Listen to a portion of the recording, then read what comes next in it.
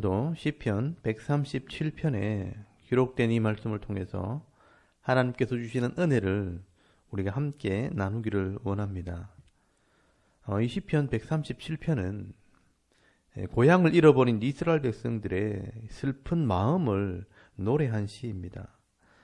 하나님과의 언약을 어기고 하나님을 대적하며 우상을 섬겼던 이스라엘 백성들은 이 하나님 말씀대로 심판을 받아 바벨론이라는 큰 나라의 포로로 끌려갔습니다. 어떻게 보면 이스라엘 백성들의 조상이었던 아브라함이 처음 하나님의 약속을 믿고 출발했던 곳이 바로 갈대아 우르, 바로 바벨론 땅이었습니다. 그래서 하나님께서는 이 아브라함이 처음 믿음을 가졌던 이 바벨론 땅으로 끌고 가서 회개함으로 다시 새롭게 출발한다는 의미도 있습니다. 그런데 이 이스라엘 백성들 입장에서는 그 불순종의 대가가 너무 큰 것입니다. 나라를 잃어버리고 이방 땅에서 조롱을 당하고 멸시를 받는 삶이 너무나 힘들다는 것입니다. 그래서 오늘 본문에는 이방 땅에서 조롱을 당하는 이 이스라엘 백성들의 모습과 또 그 고통 속에서 하나님의 은혜를 사모하는 이 신앙의 고백을 노래로 기록한 것입니다. 여러분 먼저 1절에서 2절까지 말씀을 보시면 우리가 바벨론의 여러 강변 거기에 앉아서 시온을 기억하며 울어도다. 그 중에 버드나무에 우리가 우리의 수금을 걸었나니라고 말씀을 합니다. 여러분 이스라엘 백성들은 이 바벨론의 포로로 잡혀갔을 때 강가에서 살게 되었습니다. 그리고 예배를 드릴 곳이 없었기 때문에 정결 예식을 행할 수 있는 이 강가에서 예배하고 기도하는 삶을 살았습니다. 그런데 예배를 드릴 때마다 울면서 예배를 드립니다. 자신의 삶을 한탄하기도 하겠지만 또 자신의 죄를 고백하면서 회개하는 기도를 드렸을 것입니다. 그런데 2절에 보시면요. 수금을 버드나무에 걸어두었다라고 말하는 것은 악기를 연주하면서 즐거운 노래를 부르지 않았다는 의미입니다. 왜냐하면 여러분 3절 말씀에 보시면 이 바벨론 사람들이 조롱을 하면서 찬송을 해보라고 놀렸다는 것입니다.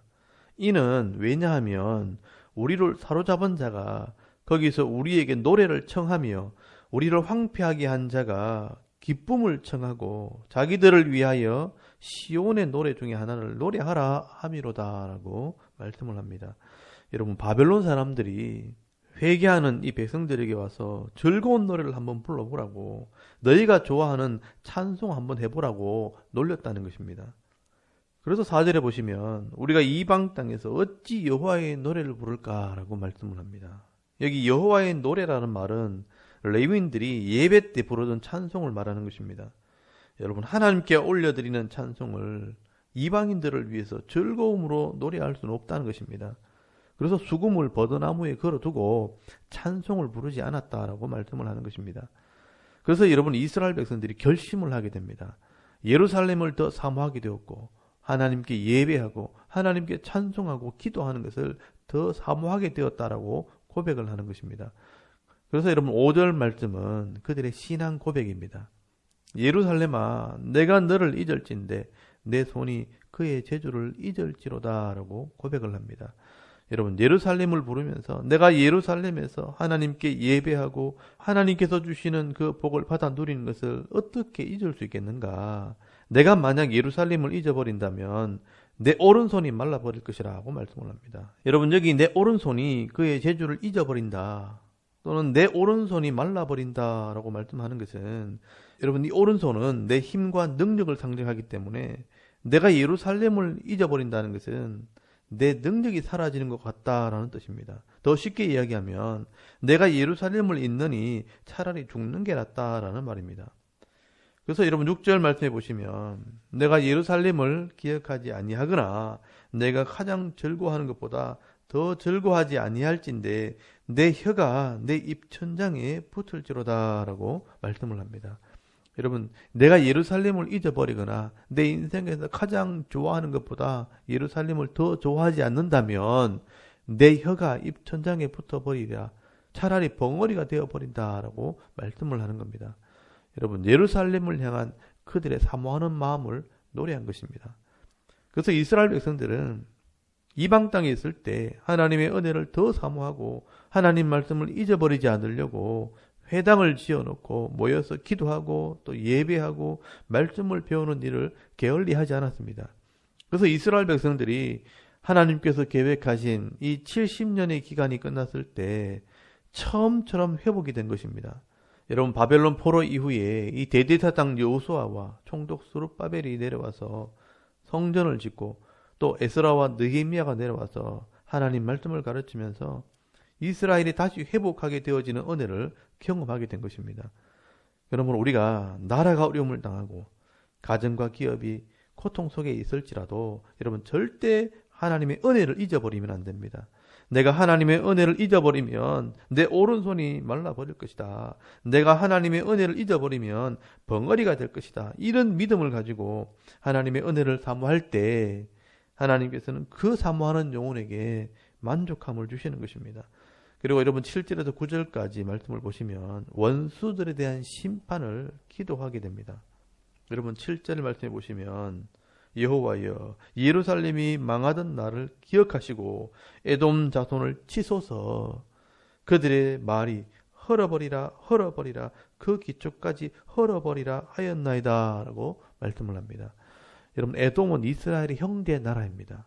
그런데 이 에돔이요, 장자의 고난을 빼앗겼다고 한을 품고 이스라엘을 늘 미워했습니다. 그래서 바벨론이 이스라엘 이 형제 나라를 침공할 때 함께 슬퍼하고 도와줘야 할 이 나라가 같이 동맹을 맺고 이스라엘을 치고 기초까지 헐어버리라 하면서 선을 베풀지 않고 형제에게 악을 행했다는 것입니다. 그래서 이스라엘 백성들은요, 하나님께 호소하는 것입니다. 악을 행한 자들은 그 악을 행한 대로 심판해달라는 것입니다. 그리고 여러분 8절에서 9절까지 말씀에도 바벨론에 대한 심판을 호소합니다. 멸망할 딸 바벨론아, 네가 우리에게 행한 대로 네게 갚는 자가 복이 있으리로다. 네 어린 것들을 바위 위에 메어 치는 자는 복이 있으리로다 라고 말씀을 합니다. 여러분, 하나님께서 이스라엘 백성들이 불순종했을 때 이 바벨론이라는 나라를 불러서 때리는 몽둥이로 사용을 했습니다. 그런데 이 바벨론이요, 너무 잔혹하게 사람들을 죽이고 백성들을 괴롭혔다는 것입니다. 아이벤 이 부녀의 배를 가르고요, 또 어린아이를 발목을 잡고 바위에 쳐서 죽이는 그런 잔혹한 일을 행했다는 겁니다. 그래서 이 이스라엘 백성들이 그 행한 대로 바벨론을 심판해달라고 호소를 하는 것입니다.